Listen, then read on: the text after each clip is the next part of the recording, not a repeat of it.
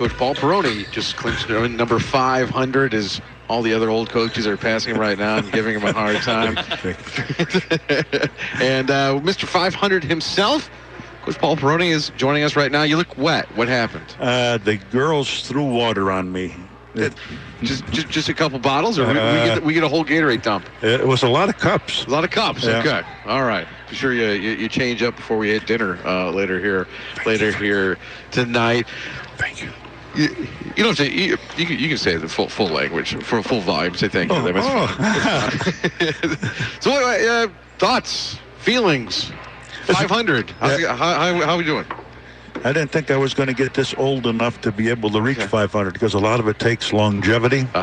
And great kids, great athletes. No coach can do it on their own. I mean, you can try to fool somebody, but you have to have athletes that help you. And had some nice mentors here today with Jim Likes, Donnie Tresmer, Steve Gores, some great former coaches that I learned a lot from, and of course learned a lot from Coach David Perrone here. He reminds me of that all the time. I'm sure he does. You use the term mentors with some of those guys coming here. We asked them if they learned anything from you. They all said yes. Are they being nice, or is that truly that symbiotic relationship where you both kind of grow off each other, right? Yeah, we learn from each other. I mean, it's just great. And to be honest with you, Joe, I learned a lot from you. Remember, you were my student back in Harlem Health class. And I just remember some of the things you wrote on your paper and things like that. So I learned like crisis management with me in the classroom.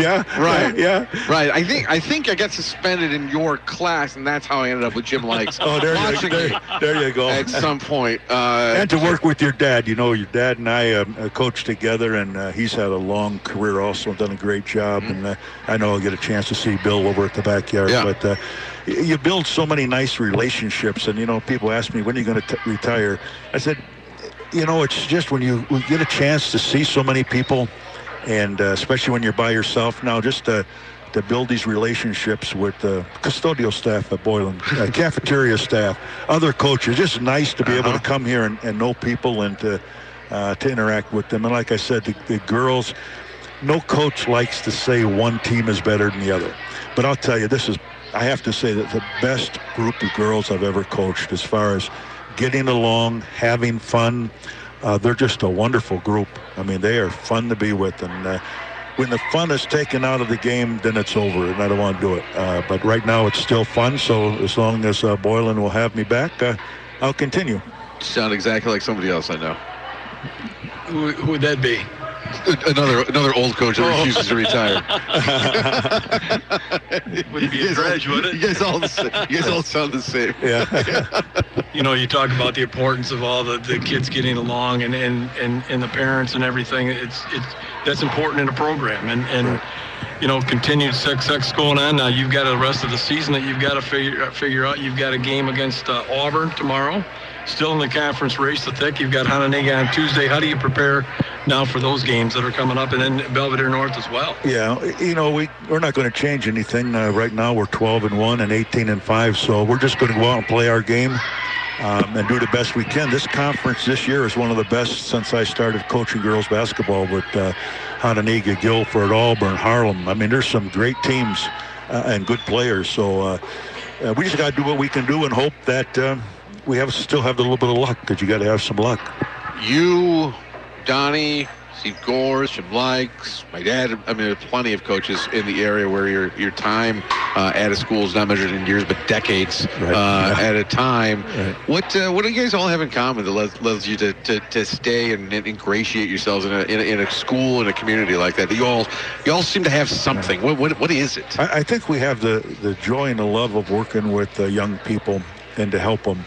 And as long as I think I can give something to the young people, then I'll stay with it. If I think, you know, I'm not doing a good job or I'm not helping them, then it's time to get out. But I think all these coaches just have love for the sport, but they have more love for the players. And there's a lot of trials and tribulations. You know, I've done this for 30 years. I've been hired. I've been fired. I've been called every name in the book. You have to be able... I called you some of them. You have to be able to be resilient. Because I don't care if it's T-ball all the way through professionals, there's a lot of sideline quarterbacks. There's always critics. And if you can't put up with that, it's tough. So I've had my share, but I've been resilient enough to overcome those. That was good. Well, we gotta get you showered up, ready to go, and have a sandwich or something. Well, I think they're getting wings. Getting wings. Yeah. Okay. So we'll get some wings. Yeah. Are you going to be able to come and see your dad? I think so. I think. I mean, it's free, so. I mean, if he's there, he's definitely paying. Oh yeah, yeah. There you go. I mean, which would be fine by me. So, before we say goodbye, anybody you want to especially say thanks to, or I just thank everybody that supported me in this journey. Like I said, without support from parents, players, administration, you're not going to get anywhere. And the family, of course, and my daughters, because they take a lot of time away from your family, especially the younger coaches like Coach Mack and so forth that have young kids. People don't realize that you have to sacrifice much for your family. So especially my daughters, I think they're listening, or they better be listening down in Nashville. I thank them for allowing me to continue. Outstanding. Well, congratulations, Coach. It's been fun to see you go, and you had an easy win tonight. Tough one turnaround right here on Tuesday, right? Well, tomorrow we play Auburn. Oh, tomorrow Auburn. That's right. And then Honolulu after that. Over there. Yep. So get ready, and I'm sure you're going to go back there and high five a little bit, and then pull out the grease board and start drawing up plays right away, right? Yep. All right, Coach. I'll come back and get some suggestions from you. I have not. So, Coach's job is never over. Coach, congrats again on win 500, and good luck the rest of the season. Thank you very much. Not a problem. It's Coach Paul Perrone, who just locked down win number 5-0 against East. Again, 72-20. He's get him a walker. Might be cramping up. The walker jokes have already started.